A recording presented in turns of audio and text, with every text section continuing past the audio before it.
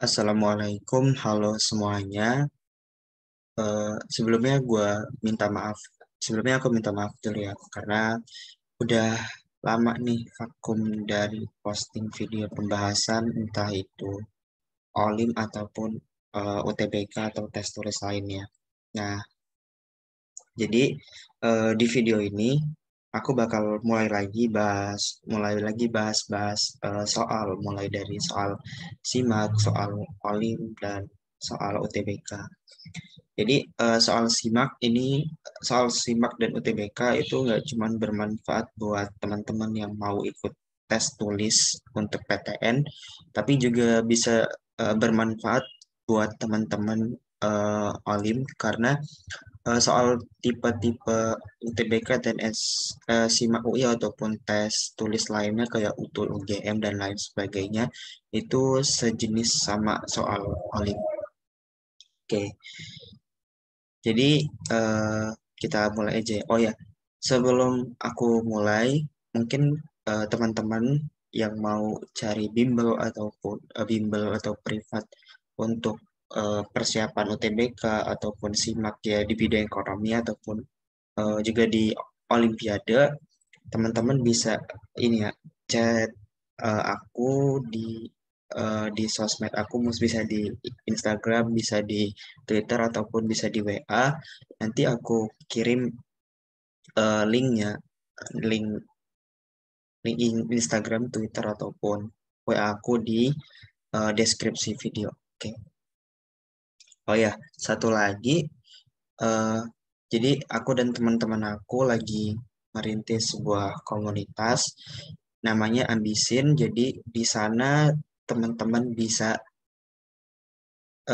belajar, mulai dari dapat kayak latihan soal rutin per minggu ataupun per hari ataupun nanti ada info-info tentang PTN ataupun Olimpiade. Jadi concern dari Ambisin ini itu di bidang untuk sekarang masih di bidang Olimpiade, mulai dari KSN dan KSM maupun di bidang UTBK ataupun tes masuk perguruan tinggi.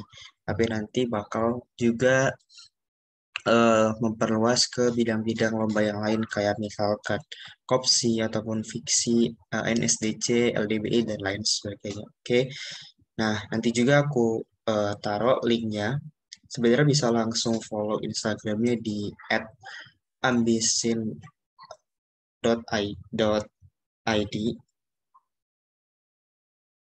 dan Twitternya itu ambisin ambisin underscore in. Sorry, Instagramnya @ambisin.in, @ambis.in, dan Twitternya itu @ambis_in. Oke, semoga bermanfaat ya. Nah, kita mulai dari nomor satu. Barang kebutuhan pokok biasanya memiliki permintaan yang bersifat titik-titik. Jadi di nomor satu, dia nanya tentang elastisitas. Jadi sebelum kita masuk ke pembahasan, kita harus tahu dulu kan. Nah, di pilihan gen itu ada keterangan jenis-jenis elastisitas, mulai dari elastis, inelastis, elastis uniter, elastis sempurna, dan inelastis sempurna. Nah, teman-teman harus tahu dulu gimana suatu barang itu bisa dikategorikan elastis, inelastis, ataupun lain sebagainya ini. Itu dilihat dari nilai koefisien elastisitasnya. Kalau misalkan dia elastis, dia nilai elastisitas permintaannya itu lebih dari satu. Kalau inelastis itu ada di antara 0 sampai 1. Elastis uniter itu nilainya sama dengan satu.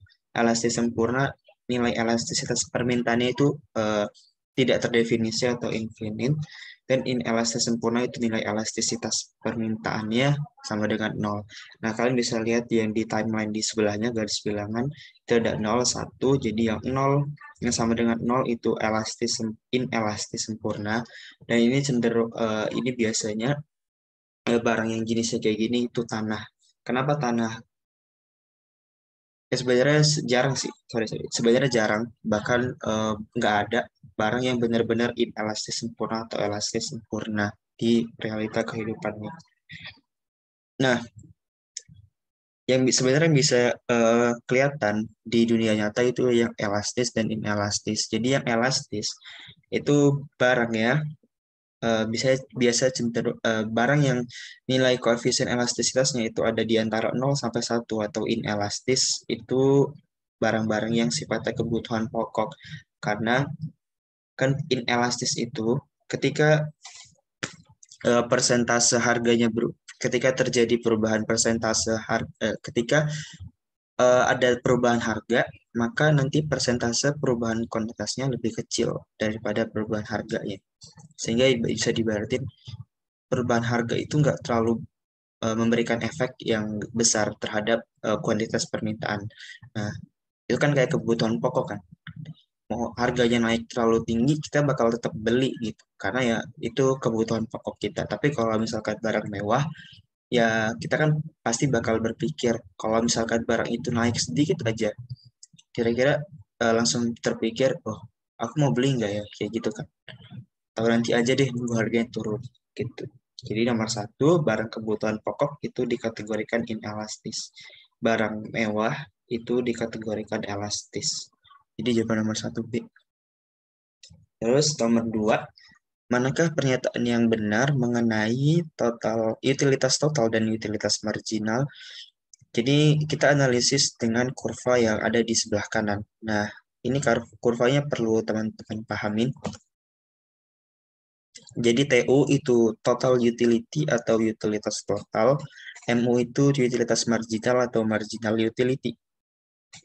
Nah, bentuk TU itu kayak parabola ya. Nah, terus bentuk MU itu dia turun ke bawah gitu. Turun ke bawah. Dia dia tipenya bukan naik terus turun, tapi memang terus turun ke bawah gitu. Karena ya marginal utility itu kan tambahan utilitas yang didapatkan seseorang. Kalau sebenarnya kita konsumsi sesuatu, itu utilitas totalnya bisa naik gitu kan. Misalkan kita makan nasi atau minum air putih, utilitas kita bakal terus naik total utilitasnya. Tapi penambahan kan marginal utility atau utilitas marginal itu kan tambahan total utility ketika kita meningkatkan meningkatkan konsumsi satu unit barang atau Q-nya ya kan. Kalau misalkan kita minum satu gelas pertama ya naik, ya kan, total utilitasnya naik. Itu makin lama total utilitasnya tetap naik, tapi tambahan utilitasnya itu terus turun, gitu. Itu ada di hukum Gosen berapa? Hukum Gosen satu ya kedua itu. Nah, terus kita lihat dari kurva ini kita analisis pilihannya. Yang A, tidak ada hubungan yang jelas antara utilitas total dan utilitas marginal. Salah ya, karena ada hubungannya gitu. Kalau nggak ada hubungannya, nggak mungkin bisa digambarin di satu kurva atau satu kuadran yang sama. Terus yang B, utilitas total sama dengan perubahan utilitas marginal dari mengkonsumsi satu unit tambahan barang. Kebalik ya kan? Harusnya utilitas marginal sama dengan perubahan utilitas total dari mengkonsumsi satu unit barang, satu unit tambahan barang itu jadi pengertian utilitas marginal. Nah, ini kebalik yang nomor B. Nah, yang C, jika utilitas marginal menurun dan masih positif, utilitas total akan meningkat. Nah, ini yang benar. Kan bentuk utilitas marginal atau MU itu terus turun ya kan. Nah, tapi kalian bisa lihat, ketika MU-nya sama dengan 0, TU-nya ada di puncak, ya kan. Nah, ketika TU-nya naik, MU-nya masih positif. Benar kan?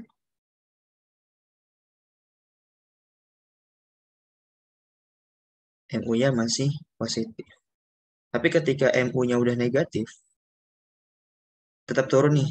Tapi negatif, TU-nya turun. Gitu. Jadi, bisa disimpulkan bahwa yang C itu benar.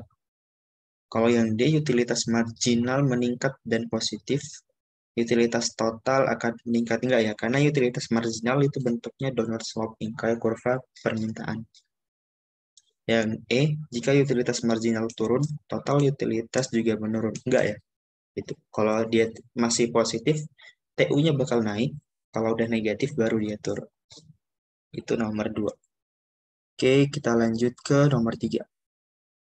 Pernyataan yang benar mengenai hubungan antara produk total atau TP, produk rata-rata atau AP, dan produk marginal adalah titik-titik. Nah, eh, soal ini itu bisa dianalisis dengan kurva yang sebelah kanan, gitu. Jadi kalau di ekonomi kurva kurva total itu biasanya bentuknya kayak parabola gitu. Nah, kurva MP itu MP itu atau marginal, entah itu dia marginal utility, marginal revenue, marginal product, itu dia turunan pertama dari kurva totalnya atau kurva fungsi totalnya. Jadi ketika nilai marginalnya sama dengan nol, nilai totalnya itu maksimum, ya kan? Kayak yang TU sebelumnya. Nah, yang di MP juga gitu. Nah, itu ada hubungannya. Terus yang sebelah kanannya itu aku catat beberapa hubungan yang bisa kalian lihat. Kalau TP-nya maksimum, MP-nya sama dengan nol, ya kan? Di sini.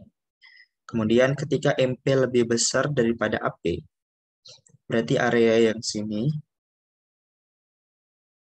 AP-nya naik. Benar kan? Karena AP-nya MP-nya kan yang ini. Ini MP, yang bawah AP. AP-nya naik ketika MP-nya lebih besar daripada AP. Dan sebaliknya, ketika MP-nya lebih kecil dari AP, AP-nya turun gitu. Terus, nah di sini itu titik maksimum AP. Artinya ketika AP sama dengan MP, AP-nya bakal maksimum gitu. Nah, dari sekian pilihan yang ada di soal nomor 3, jawaban yang paling tepat itu yang D. MP sama dengan AP ketika nilai AP-nya maksimum. Gitu. Oke, terus lanjut ke soal nomor 4. Kekuasaan tertinggi koperasi berada pada titik-titik. Oke, yang A, manajer koperasi, terus rapat anggota, pengurus koperasi, dinas perkoperasian, dan usaha kecil.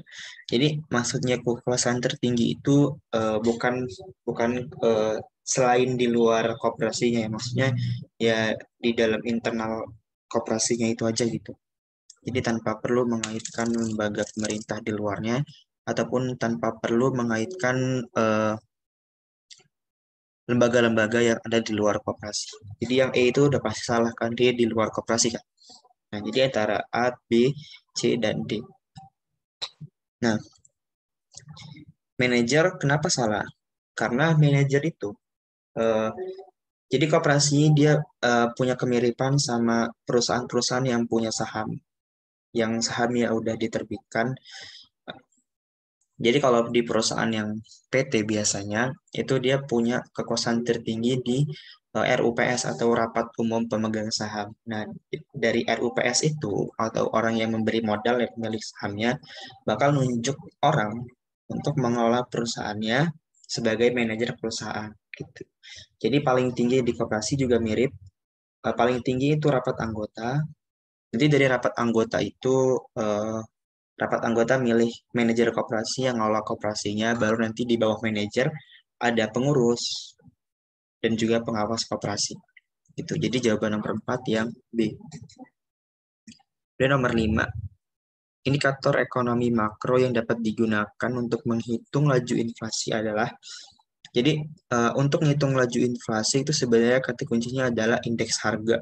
Ya, mulai apapun indeks harganya itu biasanya bisa digunakan untuk menghitung eh, laju inflasi gitu. Jadi beberapa indeks harga itu ada beberapa jenis. Yang pertama indeks harga konsumen atau IHK yang ini digunain di Indonesia. Terus ada juga nanti indeks harga produsen, kemudian ada indeks harga perdagangan besar, IHPB, dan ataupun nanti ada yang namanya GDP deflator. Jadi walaupun namanya GDP deflator, dia itu tetap masuk ke indeks harga. Jadi kata kunci untuk ngitung laju inflasi itu cari yang indeks harga. Kalau yang lain ini enggak ya. Gitu. Oke, lanjut ke soal nomor 6.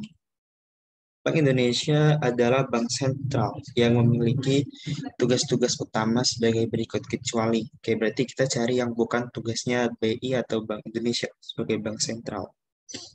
Jadi, intinya eh, semua pilihan yang ada di soal nomor 6 ini yang E itu udah pasti salah. Itu kenapa? Karena menghimpun dana dari masyarakat itu adalah eh, tugasnya bank umum, ya kan? Bank umum itu mulai dari bisa dari BRI, BNI dan lain sebagainya yang kalian kenal. Karena kan tujuan mereka itu kan menghimpun dana dari masyarakat yang punya kelebihan dana, kemudian nyalurin dana tersebut ke orang yang membutuhkan kan dalam bentuk pinjaman atau permodalan. Tuh. Jadi Bank Indonesia itu kalian bisa catat ya. Yang pertama itu melihara kestabilan nilai tukar rupiah, terus menjaga kelancaran sistem pembayaran, melalui melakukan kebijakan moneter ya kan. Terus satunya memelihara stabilitas sistem keuangan gitu. Nah, kalau yang E itu tugasnya bank umum. Jadi empat.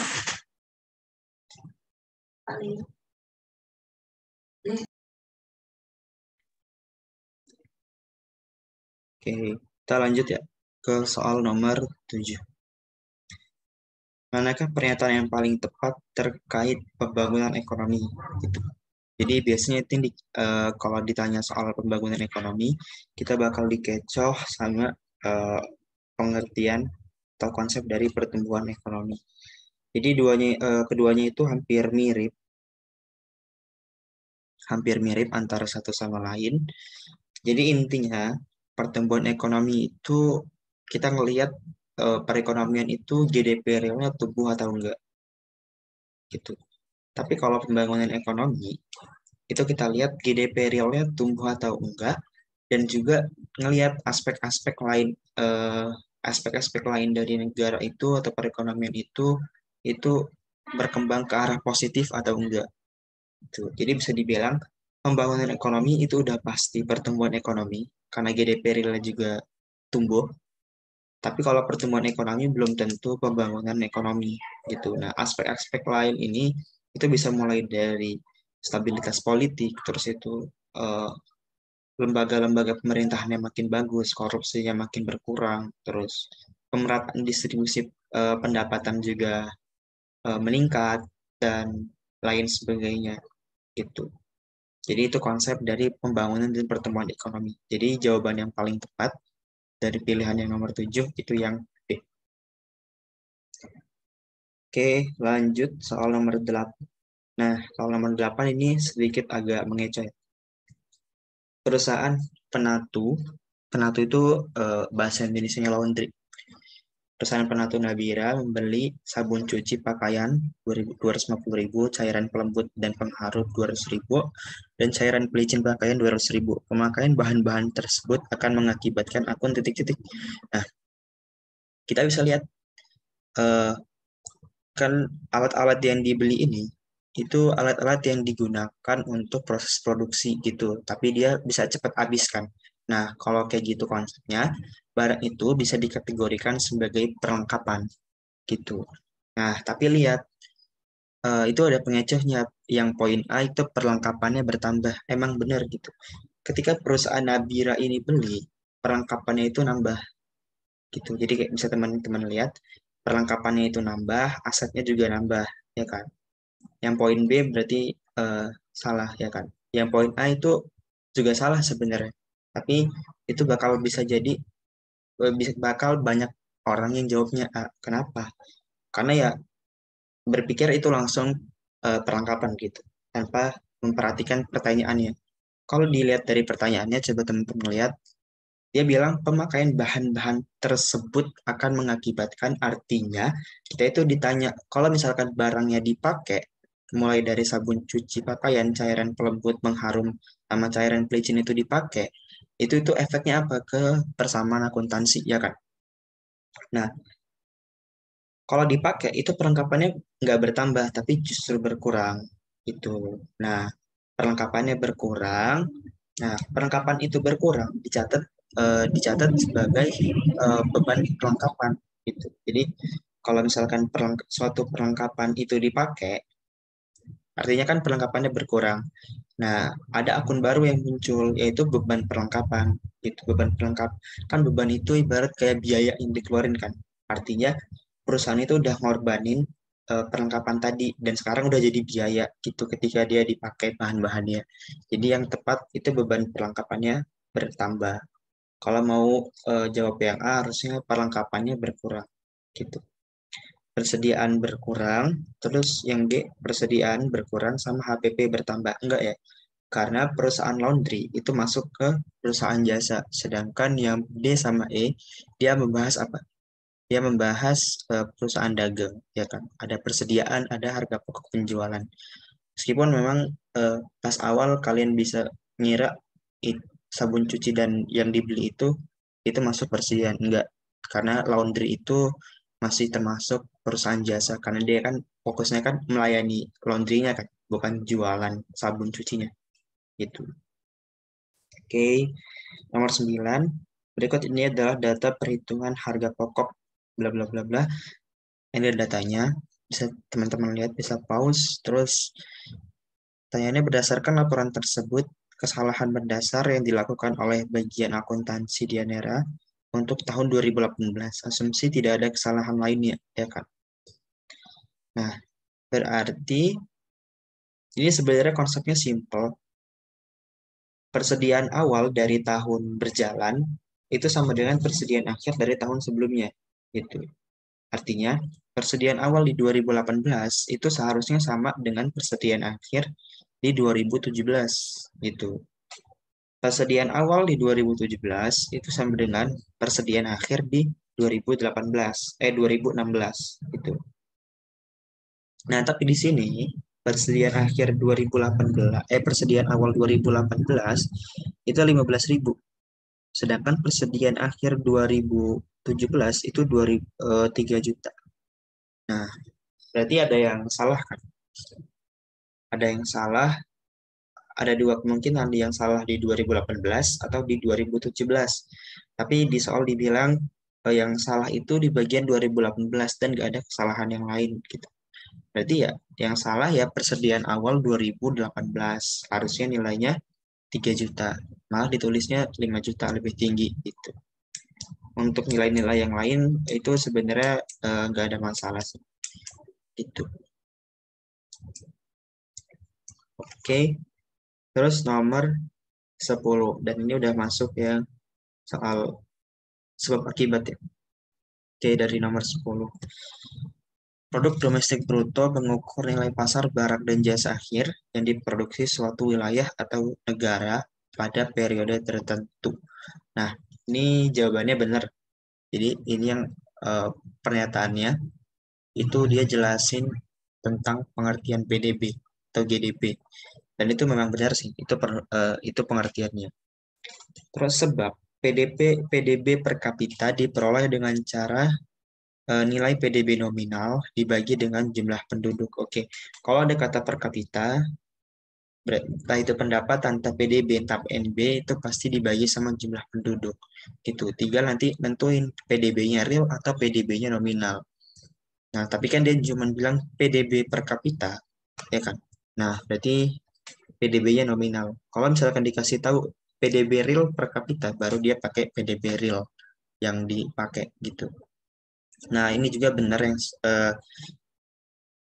pernyataan keduanya, tapi keduanya itu nggak berhubungan gitu. Jadi cara ngelihat berhubungan atau enggak, seperti yang udah aku kasih tahu di video-video aku sebelumnya, kalian baca dari awal sampai ke pernyataan kedua sampai akhir, terus dibaca kata sebabnya. Nah, kalian fokusin itu berhubungan atau enggak. Kalau kalian baca nomor 10 itu enggak berhubungan. Karena yang satunya jelasin PDB doang pengertiannya, terus yang keduanya itu jelasin PDB per kapita gitu. Memang sih masih ada hubungan PDB, tapi kayak nggak nyambung gitu. Yang satu jelasin pengertian, terus tiba-tiba eh, jelasin PDB per kapita gitu. Itu nggak nyambung. Nah, kalau yang nomor 11 nanti kita lihat dia itu nyambung gitu. Oke, jadi jawabannya yang nomor 10 B ya, benar-benar tapi nggak berhubungan. Nah, terus nomor 11, jumlah konsumsi masyarakat sangat dipengaruhi oleh pendapatan mereka. Benar ya? Karena kan pendapatan itu ibaratnya faktor yang paling mempengaruhi konsumsi masyarakat. Kalian bisa lihat dari fungsi konsumsi kan, C sama dengan A plus B YD. YD itu disposable income atau pendapatan disposable. Artinya ketika ada perubahan Y, maka C-nya bakal berubah. Gitu. C-nya sangat terpengaruh oleh Y. Jadi yang pernyataan pertama benar. Terus sebab makin besar pendapatan seseorang, makin besar dana yang dapat digunakan untuk konsumsi. Benar ya? Kan kalau kalian punya pendapatan lebih banyak, kalian bisa konsumsi lebih banyak kan?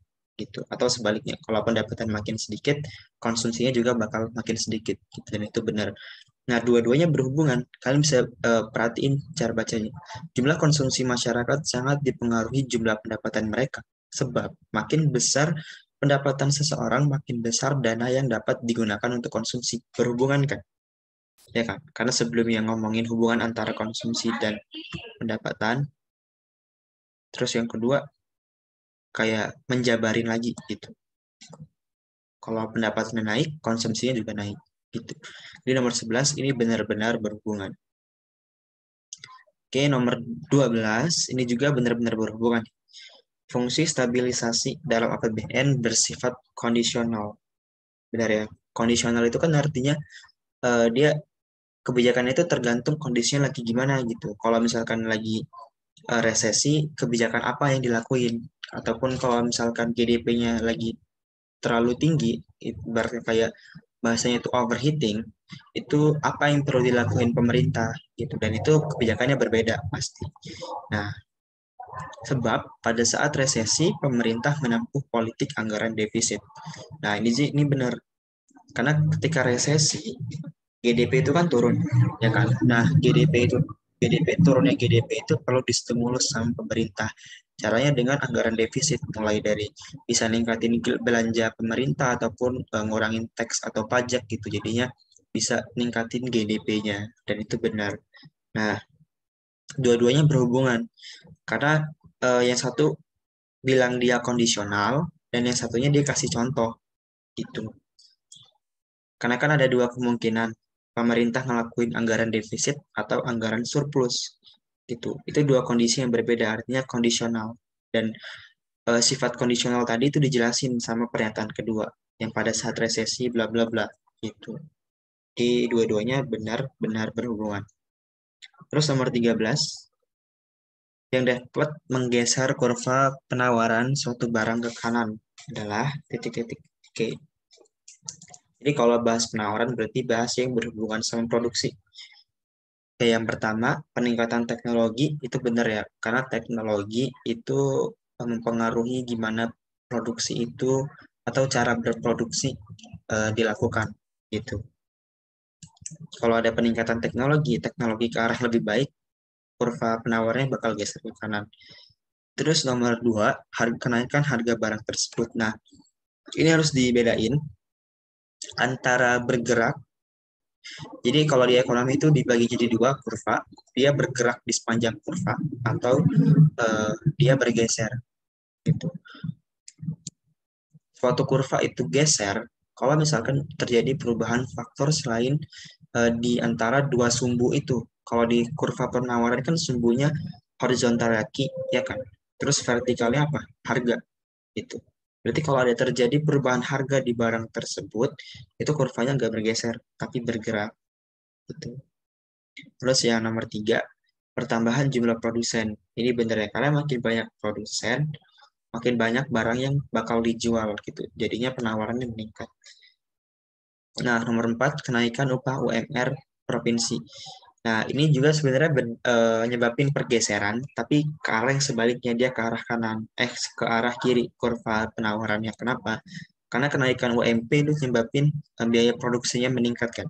Nah, biaya produksinya meningkat, itu bakal nyebabin penawarannya geser ke kiri. Jadi jawaban yang benar itu 1 sama 3 jadi B. Tuh. Terus nomor 14, manakah pernyataan yang merupakan ciri pasar persaingan monopolistik? Oke, yang pertama, setiap perusahaan memiliki monopoli power yang tinggi. Enggak ya? Jadi monopolistik. Jadi urutannya itu PPS atau pasar persaingan sempurna, terus monopolistik, oligopoli,